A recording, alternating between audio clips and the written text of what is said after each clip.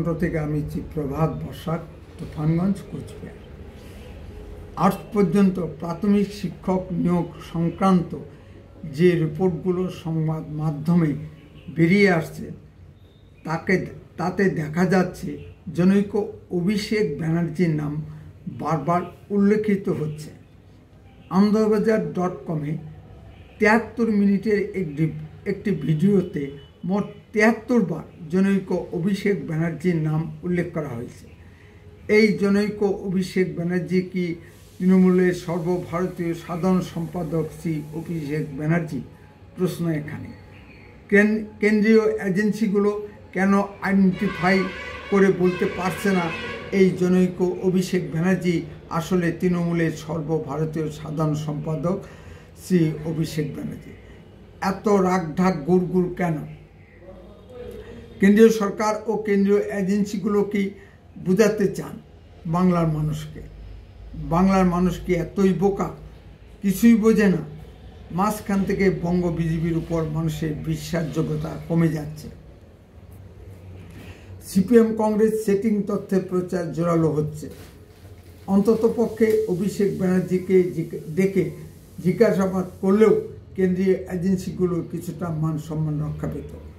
জানি না কেন্দ্রীয় সরকার ও কেন্দ্রীয় এজেন্সিগুলো অন্য কোনো পরিকল্পনা আছে কিনা। কেন্দ্রীয় এজেন্সিগুলোর তরফ থেকে এই নাম প্রকাশ্যে আসতেই পশ্চিমবঙ্গের রাজপুত্র শ্রীমান অভিষেক ব্যানার্জির আইনজীবী শ্রী সঞ্জয় বোস ও শ্রী অভিষেক ব্যানার্জি নিজেই সেই পা দিয়ে রিয়াকশন দিয়েছেন। তারাই প্রমাণ করে দিয়েছেন যে কেন্দ্রীয় এজেন্সিগুলোর চার্জশিটে উল্লেখিত জনৈক অভিষেক ব্যানার্জি আসলে তৃণমূল কংগ্রেসের সর্বভারতীয় সাধারণ সম্পাদক শ্রী অভিষেক ব্যানার্জি। কেন্দ্রীয় এজেন্সিগুলোর তরফ থেকে কাউন্টডাউন শুরু হয়ে গেছে, অর্থাৎ দিল্লি গ্রিন সিগন্যাল এসে গেছে। ইতিমধ্যেই পশ্চিমবঙ্গের বিজেপির পরিষদীয় দলনেতা শ্রী শুভেন্দু অধিকারীকে অতি দ্রুত তলব করে 2 ঘন্টার জন্য দিল্লিতে ডেকে পাঠানো হয়েছিল। যে বিষয়টি সামনে আনা হয়েছে তা হলো পশ্চিমবঙ্গের বিজেপি রাজ্য সভাপতি চয়ন। বিজেপির রাজ্য সভাপতি নির্বাচন আগেই সম্পন্ন হয়েছে, এখন শুধু ঘোষণা বাকি। যে কোনো মুহূর্তে ঘোষণা হয়ে যেতে পারে। এই জন্যই কি শুধু শ্রী শুভেন্দু অধিকারীকে দিল্লিতে তলব করা হয়েছে? আমার মনে হয় না।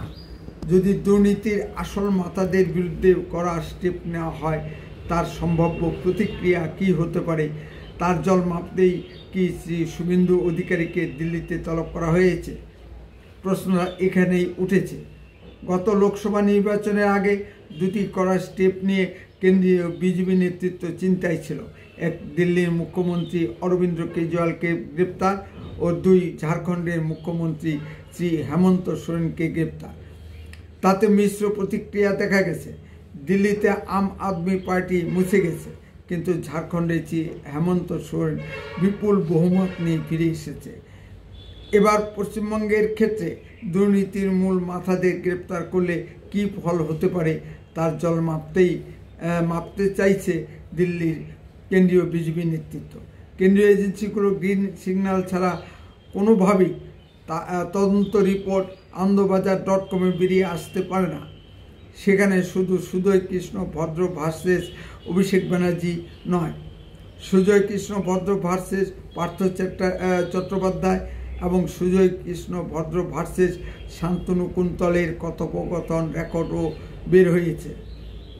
সেখানে দেখা যাচ্ছে অভিষেক ব্যানার্জি 15 কোটি দাবি করেছেন। এই 15 কোটি টাকা কত জনের চাকরি দিয়ে সংগ্রহ করা হবে, কার কমিশন কত হবে, সব বর্ণনা করা হয়েছে। মাঝখানে ভয়েস রেকর্ডে সুজয় কৃষ্ণ ভদ্রের স্ত্রীরও গলা পাওয়া যাচ্ছে। তিনি আজ জীবিত নন কেন, সেটাও একটা বড় প্রশ্ন। এত কিছুর পরেও কেন অভিষেক ব্যানার্জিকে গ্রেপ্তার করা হচ্ছে না, সেটা এখন বড় প্রশ্ন হয়ে দাঁড়িয়েছে। বাংলার মানুষ আর বিজেপি কেন্দ্রীয় নেতৃত্বের এই ভণ্ডামি দেখতে রাজি নয়। এবার নিশ্চয়ই জনৈক অভিষেক ব্যানার্জি তার নিজের বক্তব্য অনুসারে ফাঁসি কাস্টে ঝুলে পড়ুন। যদিও আমরা তা চাই না। আমরা চাই বিচার প্রক্রিয়ার মাধ্যমে তার ফাঁসি হোক এই দুর্নীতির দায়ে অভিযুক্ত হয়ে। উত্তরের কণ্ঠ সর্বদাই বাস্তব ও সত্য কথা বলে। আরও এই ধরনের ভিডিও পেতে দয়া করে এক্ষুনি চ্যানেলটিকে সাবস্ক্রাইব করুন। আপনার মূল্যবান মতামত কমেন্টে লিখুন।